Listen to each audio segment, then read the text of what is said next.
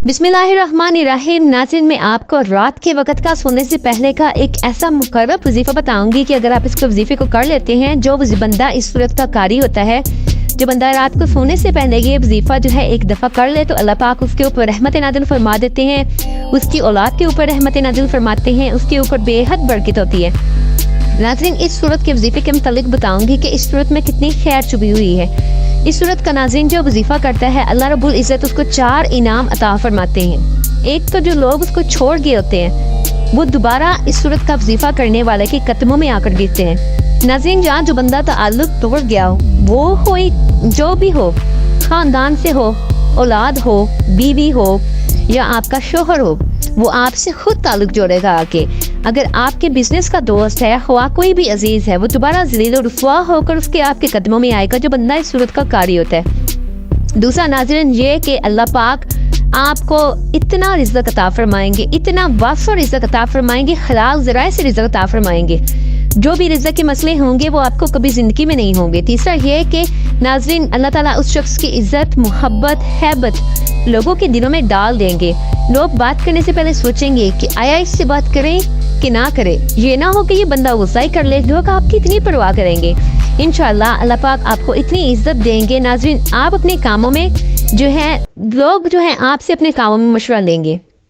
चौथे नंबर पर नाज़रीन अल्लाह रब्बुल इज़्ज़त इसे दूसरों की हिदायत का ज़रिया बना देंगे।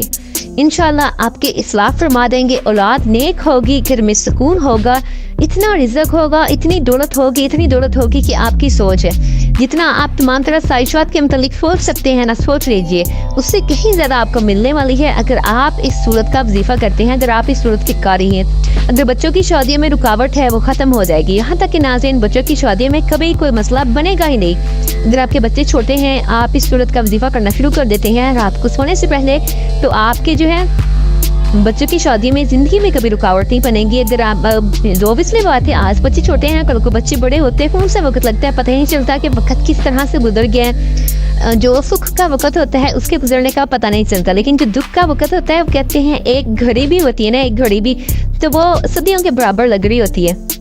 तो इंशाअल्लाह अल्लाह पाक आपके ऊपर रहमत नाज़िल फरमाएंगे, बरकत नाज़िल फरमाएंगे, आपकी रूहानी ईमानी आपको तरक्की मिलेगी, मसले मसाइल आपके हल हो जाएंगे।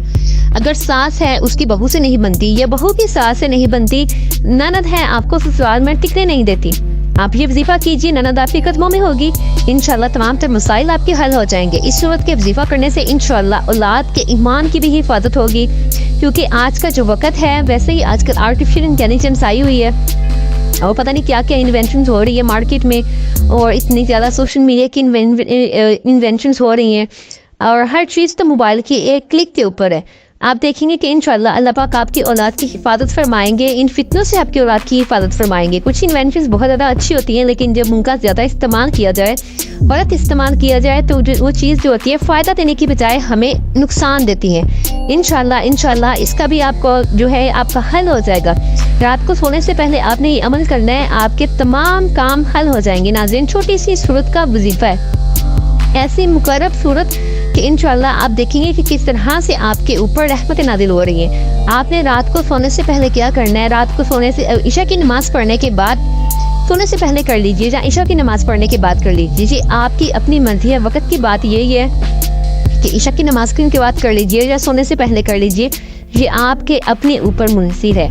एहतियात बस आपने ये करनी है नाज़रीन, वजीफ़ा अगर आप रेगुलर भी करेंगे तो नमाज़ें कोशिश किया करेंगे कि रेगुलर पढ़े। हो सकता है अगर मेरी वजह से कोई मेरा ऐसा बहन भाई है जो मुझे सुन के नमाज़ें पढ़ने की तरफ आ जाए, तो अल्लाह पाक पता नहीं मेरे कितने काम सवार देंगे, मुझे कितनी शर से बचा लेंगे, अल्लाह पाक मुझे कितनी खैर से नवाज देंगे। नाज़रीन, क़यामत वाले दिन जो बंदा, जिस बंदे को सजदे करने की आदत नहीं होगी, तो वो बंदा चाहेगा कि मैं सजदा करूँ, लेकिन उस वक्त क्या होगा कि उसकी कमर अटक जाएगी, उसकी कमर जो है इतनी ज़्यादा अकड़ जाएगी कि वो चाह कर भी अल्लाह पाक के सामने सजदा नहीं कर सकेगा। जब अल्लाह पाक जलवा अफरोज़ होंगे, क्या वल्लाह क्या वो घड़ी होगी कि मैं कहती हूँ कि दुनिया की सारी आसाइशात हेज है, दुनिया की सारी आसाइशात बेकार हैं। वो जब हम उस चीज़ को नहीं, हमें वो चीज़ नहीं मिलेगी तो हमें क्या फ़ायदा होगा। तो आपने नाज़रीन, मेरे प्यारे सामीन अपनी कोशिश करनी है, नमाज़ों की पाबंदी करनी है, बस इसकी इतनी सी एहतियात है। تو ناظرین آپ نے نماز پڑھنے کے بعد آپ نے تعوذ تسمیہ پڑھ لینا ہے. جگہ آپ اپنی چینج کر سکتے ہیں. کوئی بھی میرا بہن بھائی مرد عورت بچہ بوڑھا اس عمل کو کر سکتا ہے. احتیاط بس اس کی اتنی سی ہی ہے. تو ناظرین وظیفہ کرنے کا طریقہ کار یہ ہے کہ آپ نے سب سے پہلے تعوذ تسمیہ پڑھنی ہے. اعوذ باللہ من الشیطان الرجیم بسم اللہ الرحمن الرحیم. اس کے بعد درود ابراہیمی پڑھنا ہے 11 دفعہ. اللہم صلی علی محمد وعلی آل محمد کما صلیت علی ابراہیم وعلی آل ابراہیم انک حمید مجید. اللہم بارک علی محمد وعلی آل محمد کما بارکت علی ابراہیم وعلی آل ابراہیم انک حمید مجید. پھر ناظرین آپ نے سورۃ مریم پڑھ لینی ہے. 1 دفعہ پڑھ لیجئے, 3 دفعہ پڑھ لیجئے, 7 دفعہ پڑھ لیجئے, یعنی کہ تا کے اعداد میں پڑھنی ہے. بہتر یہ ہے کہ اگر آپ زیادہ سے زیادہ 7 نہیں پڑھ سکتے تو کم از کم 3 تو پڑھ لیجئے نا. 3 دفعہ پڑھ لیجئے تو بہت بہتر ہے. اس کے بعد پھر سے آپ نے 11 دفعہ درود ابراہیمی پڑھ لینا ہے. 1 دفعہ میرے ساتھ میں پڑھ لیجئے تاکہ مجھے بھی فائدہ ہو سکے. اللہم صلی علی محمد وعلی آل محمد کما صلیت علی ابراہیم وعلی آل ابراہیم انک حمید مجید. اللہم بارک علی محمد وعلی آل محمد کما بارکت علی ابراہیم وعلی آل ابراہیم انک حمید مجید. تو یہ وظیفہ آپ نے اس طرح سے کر لینا ہے. انشاءاللہ اللہ پاک آپ کے اوپر اپنی رحمتوں کے دروازے کھول دیں گے. تو ناظرین اس کے بعد آپ نے دعا مانگنی ہے. ہر مقصد کے لیے, ہر جائز مقصد کے لیے, کسی بھی مقصد کے لیے, دولت کے لیے, عزت کے لیے تمام تر اجتماعی دعائیں اکٹھے کر کے رکھ لیجیے. تمام تر مانگ لیجیے کہ اگر آپ کو اس سوال میں تنگ کرتا ہے, اگر آپ کے ساتھ کوئی تعلق توڑ گیا ہے تو وہ آپ کے قدموں میں واپس آئے گا ہی آئے گا انشاءاللہ. ناظرین یہ ایسی صورت ہے کہ پڑھنے والے کو تاڑ دیتی ہے. تو اللہ پاک آپ کو جو پڑھیں گے, اللہ پاک آپ کے آپ کی جو ہے روحانی طاقتوں میں اضافہ ہوگا. روحانی طاقتوں سے مراد کیا ہوتا ہے؟ روحانی طاقتوں سے مراد یہ ہوتا ہے کہ اللہ پاک آپ کو روحانی عطا کر دیتے ہیں. آپ کے جو نیک ہونا شروع ہو جاتے ہیں, آپ کی روح نیک ہونا شروع ہو جاتی ہے. اللہ پاک آپ کو سکون سے نوازنا شروع کر دیتے ہیں. انشاءاللہ اللہ پاک آپ کو خصوصی رحمت اللہ پاک آپ کے اوپر فرمائیں گے. اسی کے ساتھ ناظرین میں آپ سے اجازت چاہوں گی. مجھے اجازت دیجیے, بہت زیادہ ویڈیو لینتھی ہو گئی ہے, اس چیز کے لیے معذرت, لیکن کچھ باتیں کرنا ضروری ہوتی ہیں آپ لوگوں کو سمجھانے کے لیے, آپ لوگوں کی سمجھ کے لیے. ویڈیو کو لائک کر دیجیے, چینل کو سبسکرائب کر لیجیے. اگر آپ ہماری فیملی پہ نئے ہیں تو ویڈیو کو لائک اور چینل کو سبسکرائب ضرور کر لیجیے. اس سے آپ کو یہ فائدہ ہوگا کہ جب آپ ہماری فیملی کا حصہ ہوں گے آپ کو بہت اچھے وظائف ملیں گے.